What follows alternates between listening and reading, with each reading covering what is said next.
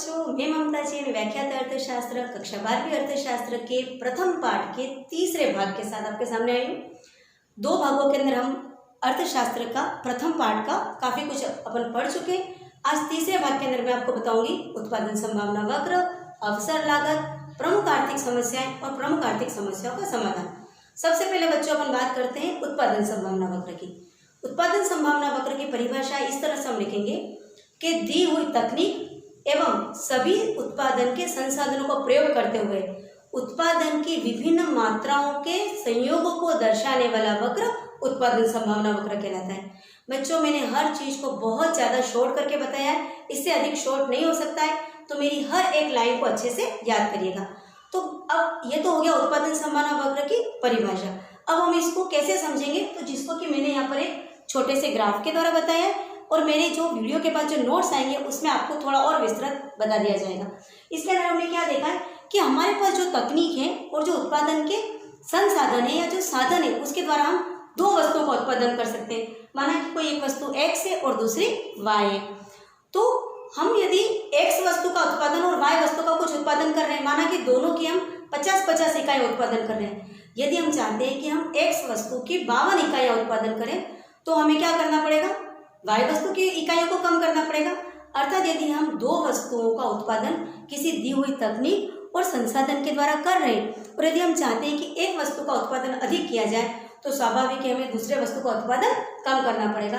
तो ये उत्पादन संभावना वक्र हमें अलग अलग संयोग बताता है कि किस तरह से हम एक वस्तु का उत्पादन को कम करके दूसरे वस्तु का उत्पादन बढ़ा सकते हैं जिससे हमें अधिकतम लाभ प्राप्त हो सके। तो ये होता है उत्पादन संभावना वक्र।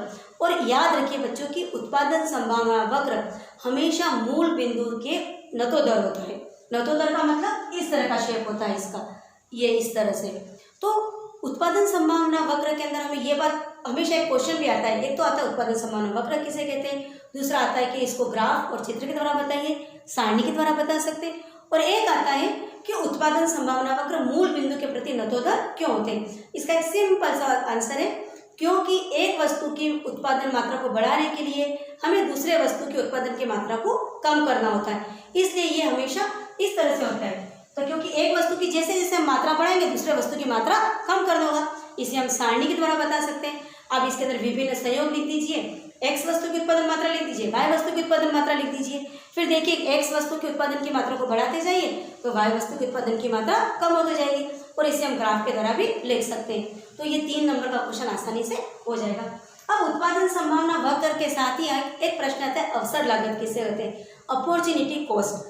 अवसर लागत का मतलब होता है जब हम एक वस्तु के उत्पादन को बढ़ाते हैं तो दूसरे वस्तु के उत्पादन को हमें कम करना होता है। तो एक वस्तु के उत्पादन को बढ़ाने के लिए हम दूसरे वस्तु के उत्पादन की जितनी मात्रा कम करते हैं वही प्रथम वस्तु की अवसर लागत हो जाती है। रिपीट, एक वस्तु के उत्पादन की मात्रा को बढ़ाने के लिए हमें दूसरे वस्तु के उत्पादन की मात्रा को कम करना होता है। दूसरे वस्तु के उत्पादन की जितनी मात्रा को कम किया जाता है वो प्रथम वस्तु की अवसर लागत होती है। बहुत सिंपल है। इसी के साथ आता है सीमांत अवसर लागत। तो अवसर लागत से ही सीमांत अवसर लागत की डेफिनेशन आती है कि एक वस्तु के उत्पादन के लिए दूसरे वस्तु के उत्पादन की जितनी मात्रा की कमी की जाती है, जो मात्रा में हमने कमी की है वही प्रथम वस्तु की सीमांत अवसर लागत होगी।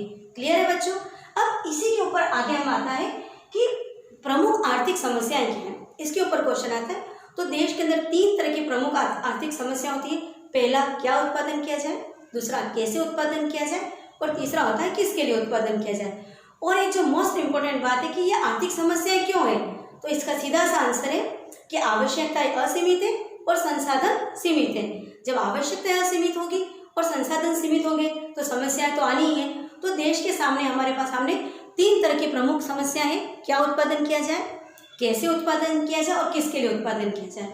तो जैसे क्या उत्पादन किया जाए, तो जैसे हमारे पास 2 वस्तुएं हैं या कोई भी वस्तु है, तो हम दिए गए संसाधन और तकनीक, यानी हमारे पास जो तकनीक है और हमारे पास जो संसाधन अवेलेबल है उसके आधार पर हम किस वस्तु का कितना उत्पादन करें। तो ये कहलाता है कि जैसे मैंने यहाँ पर एक ग्राफ के द्वारा बताया और मेरे नोट्स के अंदर भी मैंने बताऊंगी कि जैसे हमने 2 चीज़ ली, गेहूँ और चावल।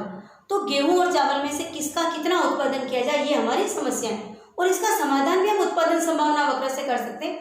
उत्पादन संभावना वक्र में x एक्सिस के ऊपर हमने चावल लिया है, वाई एक्सिस के ऊपर अपन ने गेहूं लिया है और फिर हमने उत्पादन संभावना वक्र बना दिया है, तो जो हमको बता सकता है कि कितनी मात्रा में हमको गेहूं उत्पादन करना चाहिए और कितनी मात्रा में चावल उत्पादन करें जिससे हमको अधिकतम संतुष्टि प्राप्त हो।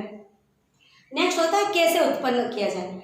बच्चों, किसी भी वस्तु के उत्पादन के लिए दो मुख्य तरीके होते हैं, एक होता है श्रम और दूसरा होता है पूंजी। तो हम किस वस्तु के अंदर कितना श्रम और कितना पूंजी का इस्तेमाल करें, ये एक समस्या होती है।